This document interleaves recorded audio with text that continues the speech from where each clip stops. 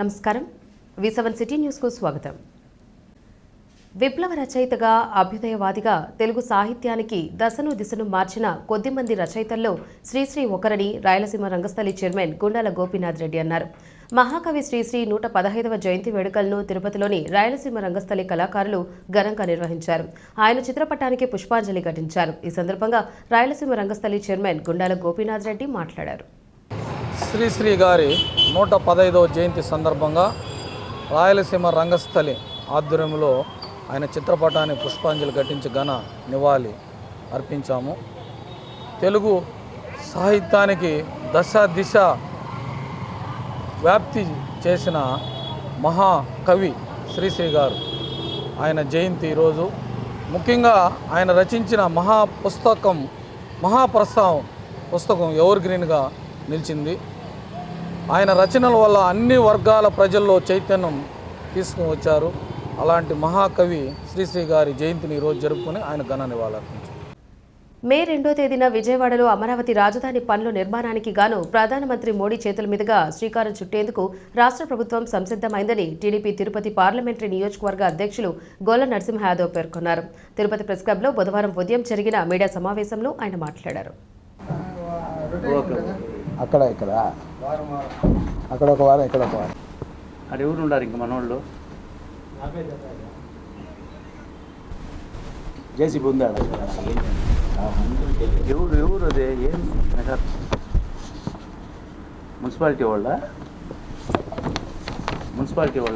ID కార్డులు ఇస్తే వాళ్ళ పేరు చెప్తారు. ఇంకా మరి పాత కాలంలో 2వ తారీఖు విజయవాడలో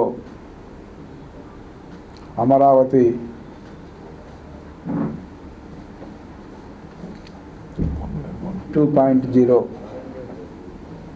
కార్యక్రమానికి శ్రీకారం నరేంద్ర మోడీ గారి చేతుల మీదుగా అమరావతి పునర్నిర్మాణానికి నారా చంద్రబాబు నాయుడు గారు, పవన్ కళ్యాణ్ గారు ఏదైతే ఈ యొక్క విభజన అయినాక మనము కళల రాజధాని సాకారం చేసుకోవడానికి రేపు 2వ తేదీ మధ్యాహ్నం 3 గంటలకు విజయవాడలో నరేంద్ర మోడీ చేతుల మీదుగా కూడా రాజధాని నిర్మాణానికి శ్రీకారం చుట్టే కార్యక్రమానికి భారీ ఎత్తున కూడా తరలి రావాలని ప్రజలందరికీ కూడా పిలుపిస్తూ, ఈ రాజధాని నిర్మాణంలో గత 10 సంవత్సరాలుగా జరిగిన ఏదైతే గతంలో చంద్రబాబు నాయుడు గారు ఒక ప్రణాళికాబద్ధంగా ముందుకెళ్ళి ప్రపంచంలో ఎక్కడా లేని విధంగా కూడా రైతుల దగ్గర నుంచి భూములు సేకరించి అమరావతి రాజధాని నిర్మాణానికి అప్పటి ప్రధానమంత్రి, నేటి ప్రధానమంత్రి నరేంద్ర మోడీ గారి చేతుల మీదుగా కూడా శంకుస్థాపన చేసింది మనం చూసాం.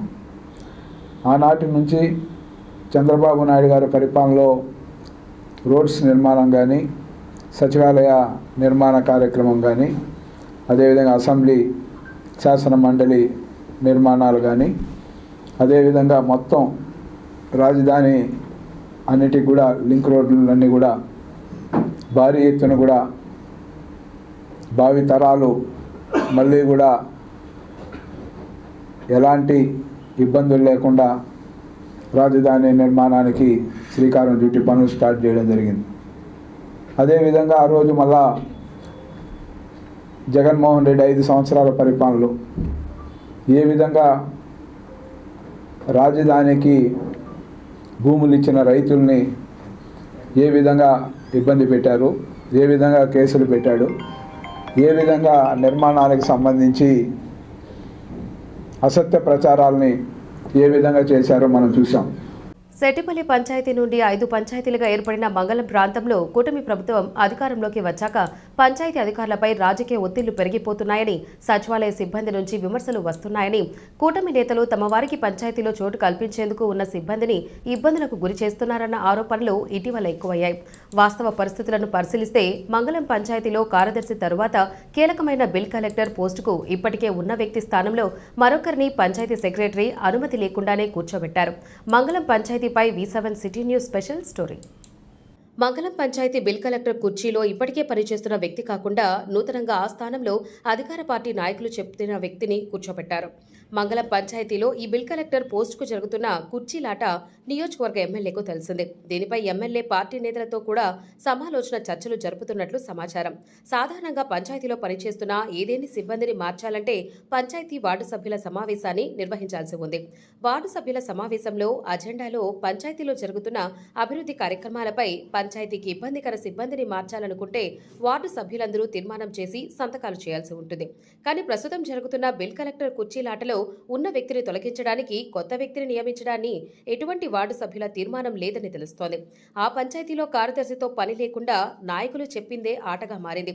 ఇక పంచాయతీ సర్పంచ్ భర్త ఇంటి పనులను పేరు మార్చడానికి గతంలో పెద్ద మొత్తంలో డబ్బులు వసూలు చేస్తున్నారని ఆరోపణలు వినిపిస్తున్నాయి.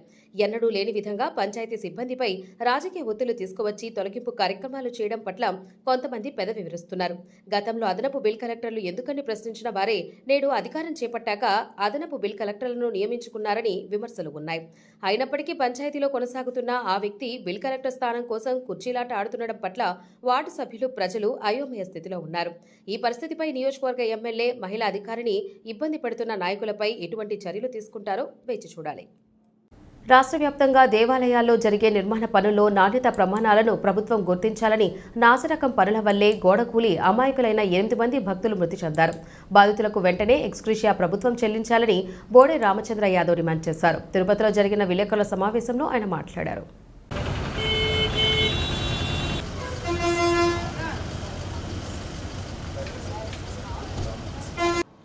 అందరికీ నమస్కారం. అక్షయ తృతీయ సందర్భంగా ఈరోజు సింహాచలం అప్పన్నకు జరుగుతున్న చందనోత్సవం కార్యక్రమంలో పాల్గొనడానికి విచ్చేసిన భక్తులపైన ప్రమాదవశాత్తు గోడ కూలి సుమారు 9 మంది భక్తులు మరణించడము చాలా దురదృష్టకరమైన సంఘటన. ఈ సంఘటనలో మరణించిన భక్తుల ఆత్మకు సద్గతులు కలగాలని, అదేవిధంగా ఈ ప్రమాదంలో గాయపడిన అందరూ తొందరగా కోలుకోవాలని, మరణించిన వారి కుటుంబ సభ్యులకు మనోధైర్యాన్ని ప్రసాదించాలని ఆ స్వామివారిని కోరుకుంటూ, ఈరోజు జరిగిన సంఘటన చాలా దురదృష్టకరమైన సంఘటన. గతంలో మనం చూసాము, వైకుంఠ ఏకాదశి సందర్భంగా స్వామివారి దర్శనానికి విచ్చేసిన భక్తులలో కూడా తొక్కిసలాట వల్ల చాలామంది భక్తులు చనిపోవడం జరిగింది. ఈరోజు సింహాచలంలో చందనోత్సవ కార్యక్రమానికి వేలాదిగా భక్తులు వస్తారని తెలిసినప్పటికీ కూడా ప్రతిష్టమైన ఏర్పాట్లు చేయాల్సిన దేవస్థానం యాజమాన్యము, అదేవిధంగా ప్రభుత్వము కేవలం 20 రోజులకు ముందు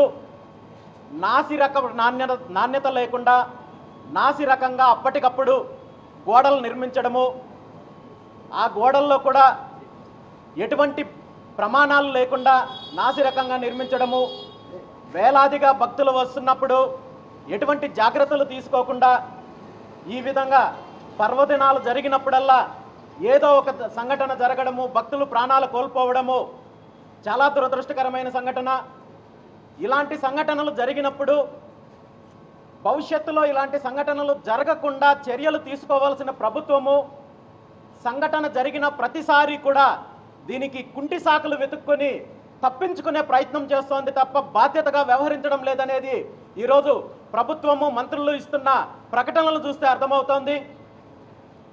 ముఖ్యంగా దీని అంతటికీ కారణము ఏదైతే దేవాలయాలకు సంబంధించి నిర్మాణాల్లో కావచ్చు, అభివృద్ధి కార్యక్రమాల్లో కావచ్చు, కాంట్రాక్టర్లు చేస్తున్న అవినీతి దీనికి ప్రధాన కారణము. వీళ్ళ యొక్క అవినీతి వల్ల వీళ్ళు దేవస్థానం యొక్క అధికారులకు, అదేవిధంగా స్థానిక ప్రజాప్రతినిధులకు అవినీతిలో భాగం కల్పించాలి. కాబట్టి పనుల్లో నిర్మాణాల్లో నాణ్యత లేకుండా నాసిరకం పనులు నాసిరకం కార్యక్రమాలు చేయడం వల్ల ఈరోజు ఎక్కడ చూసినా ఇలాంటి కార్యక్రమాలు జరుగుతున్నాయి. వీటిని సరిదిద్దుకోవాల్సిన ప్రభుత్వము తప్పు చేసిన వారిపైన చర్యలు తీసుకోకుండా వర్షం వల్ల గోడలు కూలిపోయాయి లేదా ఇంకొక కారణం వల్ల రద్దీ వల్ల సంఘటన జరిగిందని చెప్పి చాలా దీన్ని సింపుల్గా తీసుకొని తప్పుదారి పట్టించే కార్యక్రమం చేస్తున్నారు. ఇది చాలా దురదృష్టకరమైన అంశము. ఈరోజు జరిగిన సంఘటనలో ఎవరైతే బాధ్యులు ఉన్నారో వాళ్ళందరిపైన కూడా చర్యలు తీసుకోవాలని, అదేవిధంగా చనిపోయిన వారి కుటుంబాలకు వెంటనే పరిహారం చెల్లించాలని, గాయపడిన వాళ్ళందరికీ కూడా వెంటనే కోలుకునే విధంగా వాళ్ళకు వైద్య సేవలు అందించాలని, మరీ ముఖ్యంగా రాబోయే రోజుల్లో ఇలాంటి సంఘటనలు జరగకుండా చర్యలు తీసుకోవాల్సిన బాధ్యత ప్రభుత్వం పైనుంది, ముఖ్యమంత్రి చంద్రబాబు నాయుడు గారి పైనుంది. ముఖ్యంగా దేవాదాయ శాఖలో ఏవైతే నిర్మాణాలు చేపడుతున్నారో వీటన్నింటిలో కూడా క్వాలిటీ లేకుండా ప్రతి చోట కేవలం ఇది తిరుపతికో లేదా అన్నవరానికో లేదా సింహాచలానికో పరిమితం అవ్వలేదు. రాష్ట్రం మొత్తం మీద కూడా దేవాదాయ శాఖలో అనేక రకాలైన అవినీతి జరుగుతోంది. నిర్మాణాల్లో అవినీతి జరుగుతోంది, ప్రసాదాల్లో అవినీతి జరుగుతోంది. చాలా దేవాలయాల్లో నాసిరకం ప్రసాదాలు అందిస్తున్నారు. వీటన్నింటిపైన విచారణ జరిపి దీనికి శాశ్వత పరిష్కారం అందించాలని చెప్పి ప్రభుత్వాన్ని కోరుకుంటున్నాను. Thank you very much. రాష్ట్ర రాజధాని నిర్మాణంలో భాగంగా పునర్నిర్మాణానికి శంకుస్థాపన చేయడానికి ప్రధానమంత్రి గారు రావడము సంతోషకరమైన విషయమే అయినప్పటికీ కూడా రాజధాని నిర్మాణానికి సంబంధించి రాష్ట్ర ప్రభుత్వము స్పష్టమైన ప్రణాళికతో దీని మీద ఎటువంటి హిడెన్ ఎజెండా లేకుండా ఇప్పటికైనా శాశ్వతమైన పరిష్కారం అందించే విధంగా చూడాలి. ఎందుకంటే మనం గతంలో చూసాము 2014లో రాష్ట్రం విడిపోయిన తర్వాత అప్పుడు అధికారంలో ఉన్న ఇదే చంద్రబాబు నాయుడు గారు, అప్పుడు ముఖ్యమంత్రిగా ఉన్న ఇదే చంద్రబాబు నాయుడు గారు 5 సంవత్సరాలు సమయం ఉన్నప్పటికీ కూడా రాజధాని నిర్మాణము అనేక కారణాలు చెప్పి పెండింగ్లో పెట్టడంతో పాటు మరీ ముఖ్యంగా ఈ రాష్ట్రానికి నేను ముఖ్యమంత్రి కాదు సీఈఓ అని చెప్పుకునే ముఖ్యమంత్రి చంద్రబాబు నాయుడు గారు ఆనాడు కేంద్ర ప్రభుత్వంలో భాగస్వామిగా ఉన్నప్పటికీ కూడా ఆంధ్రప్రదేశ్కి సంబంధించి నూతన రాజధానికి గెజిట్ విడుదల చేయకుండా కాలయాపన చేయడం వల్లే 2019లో అధికారంలోకి వచ్చిన అప్పటి ముఖ్యమంత్రి జగన్మోహన్ రెడ్డి గారు 3 రాజధానులంటూ ఇబ్బందులు పెట్టే కార్యక్రమం చేయడం జరిగింది.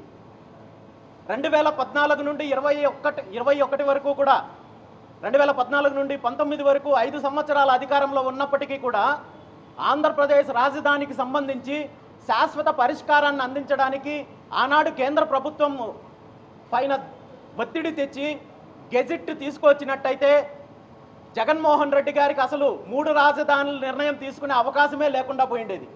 మరి ఈరోజు 2024 నుండి కొత్త ప్రభుత్వం వచ్చిన తర్వాత సుమారు సంవత్సరం రోజులు అయినప్పటికీ కూడా ఇప్పటికీ ఇదే కేంద్ర ప్రభుత్వంలో చంద్రబాబు నాయుడు గారు భాగస్వామిగా ఉన్నారు. అయినప్పటికీ కూడా రాజధానికి సంబంధించి ఇప్పటి వరకు గెజిట్ రిలీజ్ చేయలేదు కేంద్ర ప్రభుత్వము. దీని మీద ఏమాత్రం స్పందించకుండా ఈరోజు పబ్లిసిటీ కార్యక్రమాలు, అదేవిధంగా ల్యాండ్ పూలింగ్ కార్యక్రమాలు చేస్తున్నారు. ఇలాంటి టెక్నికల్ ఇష్యూస్ క్లియర్ చేయకుండా, ఎందుకంటే సుమారు 40 సంవత్సరాల అనుభవం ఉన్న చంద్రబాబు నాయుడు గారు 14 సంవత్సరాలు ముఖ్యమంత్రిగా చేసిన చంద్రబాబు నాయుడు గారికి ఈ విషయం తెలియక కాదు. ఇలాంటి విషయాలు దీనిపైన వెంటనే స్పందించి ఖచ్చితంగా కేంద్ర ప్రభుత్వం ద్వారా రాజధానికి సంబంధించి గెజిట్ విడుదల చేసే కార్యక్రమానికి చంద్రబాబు నాయుడు గారు వెంటనే దీన్ని చేపట్టాలని చెప్పి ఈ సందర్భంగా కోరుకుంటున్నాను. Thank you.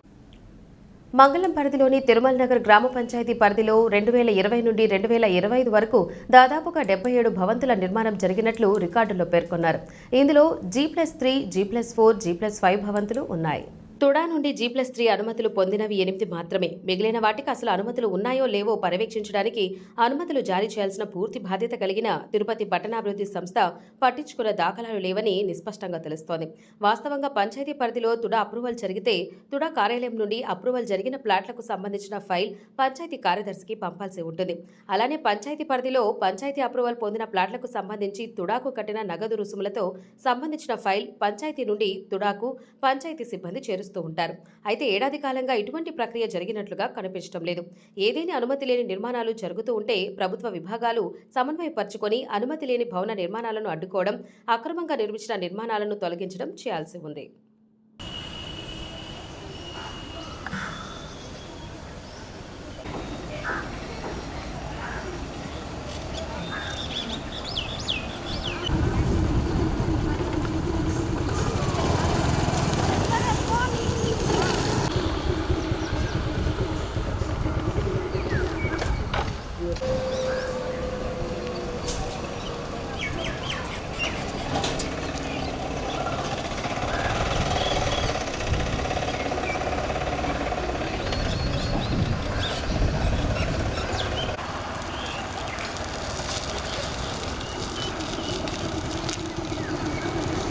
తిరుపతి ఎస్వి వైద్య కళాశాల అదనపు వైద్య విద్యా సంచాలకులు మరియు ప్రిన్సిపల్ డాక్టర్ పిహెచ్ చంద్రశేఖరన్ పదవి విరమణ కార్యక్రమాన్ని ఘనంగా నిర్వహించారు. ఈ సందర్భంగా రుయా సూపరింటెండెంట్ డాక్టర్ రవిప్రభు మాట్లాడుతూ వైద్య విద్యలో ఆయన చేసిన కృషి, దానికి సంబంధించిన ఫలితాలు అన్నీ కూడా వైద్య విభాగం అనుభవిస్తున్నామని, ఈ సందర్భంగా ఆయన అనుభవాలను రాబో తరాలకు మనం అందించాలని, దాదాపు 30 సంవత్సరాలు వైద్య విద్యకు ఎనలేని సేవ అందించి ఎంతో కృషి చేసి నేడు పదవి విరమణ పొందుతున్న డాక్టర్ చంద్రశేఖర్ను అభినందించారు. ఈ కార్యక్రమంలో ఎస్వి వైద్య కళాశాల వైద్య అధ్యాపకులు, వైద్య విద్యార్థులు, వైద్య సిబ్బంది, అన్ని విభాగ అధిపతులు, వైద్య అధ్యాపకులు, వైద్యులు తదితరులు పాల్గొన్నారు.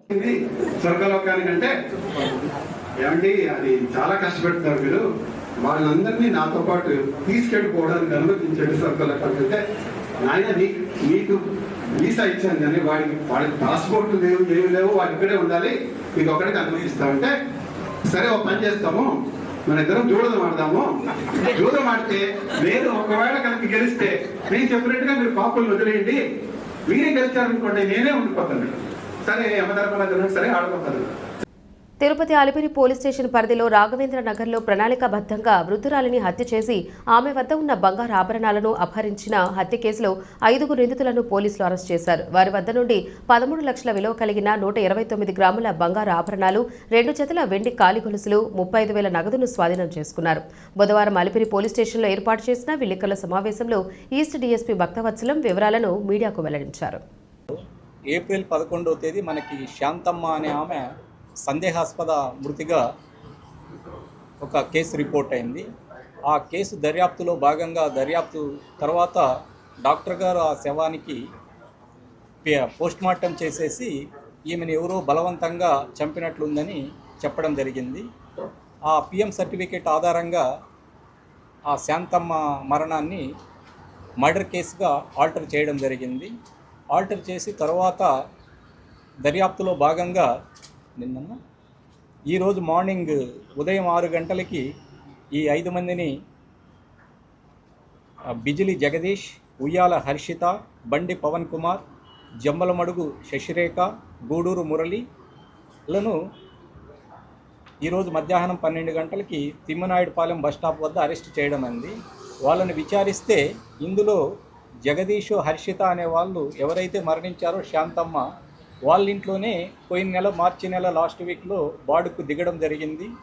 ఈ యొక్క శాంతమ్మ గారి మీద ఆభరణాలు, తర్వాత డబ్బు ఉండడం చూడడము, ఆమె ఒంటరిగా ఉండడాన్ని తమకు అవకాశంగా మలుచుకొని మిగతా ముగ్గురితో కలిసి కుట్ర పన్ని ఆమె ఒకతే ఉన్నప్పుడు 10వ తేదీ రాత్రి 10 గంటలకి ఇంట్లోకి వెళ్ళి వీళ్ళు 5 మంది కలిసి ఆమెను చంపి ఆమె దగ్గర నుంచి బంగారు నగలు, క్యాష్ తీసుకుపోవడం జరిగింది. వీరిని అరెస్ట్ చేసి వీరి స్వాధీనంలో నుంచి 129 గ్రాములు బంగారు, తర్వాత 35,000 రూపాయలు నగదు స్వాధీనం చేసుకోవడమైనది. ఆ బంగారు నగలు ఇక్కడ ఉంచడమైనది. వీటి విలువ సుమారు 13 లక్షలు ఉన్నాయి. వీళ్ళు కేవలం ఎటువంటి కక్షలు కానీ ఆమె మీద పగ కానీ ఏం లేదు, ఓన్లీ బంగారు నగల కోసం, బంగారు తర్వాత డబ్బులకు మాత్రమే ఆశపడి ఆమెను చంపడం జరిగింది. దీనికంతటికీ వాళ్ళకి కారణం ఆమె ఒంటరిగా ఉండడం. దీన్ని ఆసరాగా తీసుకొని వాళ్ళు ఈ మర్డర్ చేయడం జరిగింది. హత్యకి ఎటువంటి ఆయుధాలు ఉపయోగించలేదు. ఆమె వారి ఇంట్లో ఉన్న చున్నీతోనే గొంతును నులిమి చంపేసి అదే చున్నీతోనే ఆమెకి ఉరి వేసేసి ఆమెంతకు ఆమె ఆత్మహత్య చేసుకుందని మనల్ని నమ్మించాలని ప్రయత్నం చేశారు. అయితే ఈ దర్యాప్తు అధికారులు ఈ కిషోరు తర్వాత ఎస్ఐ లోకేష్ ఇతర సిబ్బంది ఇందులో బాగా కృషి చేసి దీని వెనకున్న కుట్రను ఛేదించేసి ఈ ముద్దాయిలను పట్టుకోవడం జరిగింది. ఇందులో జగదీష్ మీద ఒకటి మర్డర్ కేసు కదిరిలో ఉంది. తర్వాత మిగతా వారి మీద ఏమి లేవు. కానీ ఉయ్యాల హర్షిత అని ఆమె భార్య ఉంది కదా, ఆయన భార్య, ఆమె ఫాదర్ మీద అయితే రెడ్ శాండల్ కేసెస్ ఉన్నాయి. ఇంకా మిగతా వారి మీద ఎటువంటి క్రిమినల్ హిస్టరీ లేదు. ఓన్లీ జగదీష్ మీద మాత్రం ఒక మర్డర్ కేసు అనంతపురం జిల్లా కదిరి ఏరియాలో ఉంది. వీళ్ళు మార్చి నెల లాస్ట్ వీక్లో ఆ ఇంట్లో చేరడం జరిగింది. సన్నిహితంగా ఆమెని ఒంటరిగా ఉండడం వల్ల ఆమెకి ఏదైనా హాస్పిటల్కి వెళ్ళాలన్నా ఏదైనా షాపింగ్కి వెళ్ళాలన్నా వీరే ఆమెని ఆటోలో తీసుకొని పోవడము, ఆమెకు హెల్ప్ చేస్తున్నట్లు నటించారు.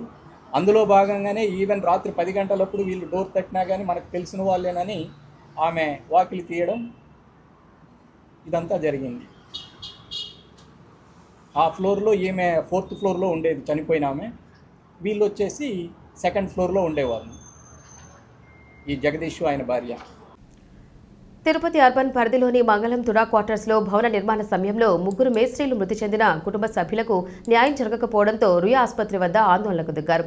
మృతదేహాలను మార్చురీకి తీసుకువచ్చి 24 గంటలు కావస్తున్న అధికారులు గాని భవన యజమాని స్పందించకపోవడంతో అఖిల భారతీయ భవన నిర్మాణ సంఘం ఆధ్వర్యంలో ఆందోళనకు దిగారు.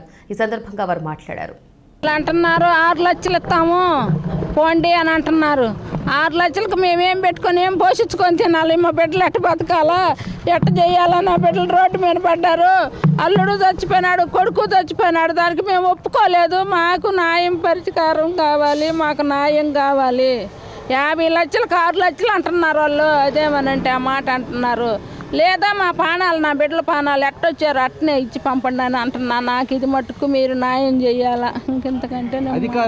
నా పేరు వెంకట్రావు. మా తమ్ముడు, మా బాబాయ్ కొడుకు, మా బామర్ది ఇద్దరు నిన్న 10 గంటలకి 6 ఫ్లోర్ల నుంచి కింద పడ్డారు. అప్పుడు నుంచి ఇప్పటి వరకు మాకేమీ రెస్పాన్సిబుల్ లేదు. ఏ నాయకులు రాలేదు, ఏ గవర్నమెంట్ జాబ్ ఎవరు రాలేదు. పోలీసులు వచ్చారు కానీ మాకు ఏ రెస్పాన్సిబుల్ లేదు. మాకు న్యాయం జరగట్లేదు. మాకు 2 లక్షలు ఇస్తాం, 3 లక్షలు ఇస్తామని చెప్పుకొస్తున్నారు. ఒక కుటుంబానికి 3 పిల్లలను సాకాలంటే ఎంత ఖర్చు వస్తుందో ఈ లెక్కలో వాళ్ళు 2 లక్షలు 3 లక్షలు ఇస్తే వాళ్ళకి ఎట్ట జరుగుతుంది? వాళ్ళకి ఎవరు లేరు. వాళ్ళ నాన్నగా ముసలాయన, వాళ్ళు ఎవరు సాకలేరు. ఇప్పుడు మేము 50 లక్షలు అడిగాము. ఏమి రాలా, బిల్డర్ తరపు నుంచి రాలా, ఇంటికల్లా ఓనర్ తరపు నుంచి ఏమి రెస్పాన్సిబుల్ రాలే. ఇప్పుడు వరకు ఇంకా రాలా. వస్తున్నాడు అంటున్నారు. ఆ ఇంటికల్లా ఓనర్ ఇంత మటుకు రాలేదు. వచ్చినా వీళ్ళు మధ్యవర్తులే, ఇదిగో 10,000 ఇస్తాం, 20,000 ఇస్తాం, 50,000 ఇస్తాం, ₹1,00,000 ఇస్తాం, అట్లా 3 లక్షల దాకా వచ్చారు. అంతకన్నా ఎక్కువ ఏమంటున్నారు. 3 లక్షలు 4 లక్షలు ఇస్తే ఏ మూలకు వస్తాయి?